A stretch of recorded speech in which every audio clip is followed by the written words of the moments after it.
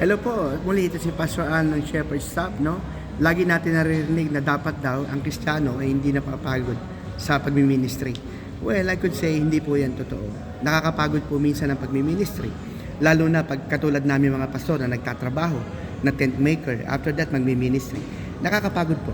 Pero hindi po dahilan yung pagod na yan para hindi tayo magpatuloy. Pwede po tayo magpahinga pero hindi tayo dapat paatras. Pag nagpahinga ho tayo, uhugot lamang po tayo ng lakas para pagbalik natin sa ministry, lalo tayong malakas sumulong paabante for God's kingdom, no? For the extension of God's kingdom.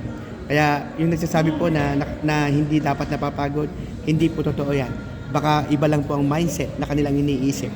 Hindi po totoo na hindi tayo napapagod. Tayo po ay katawan lupa, hindi po tayo espiritu na walang katawan. Tayo po ay may katawan na napapagod, napapagal at nahihirapan. Muli po, ito si Pastor Al ng Shepherd Staff.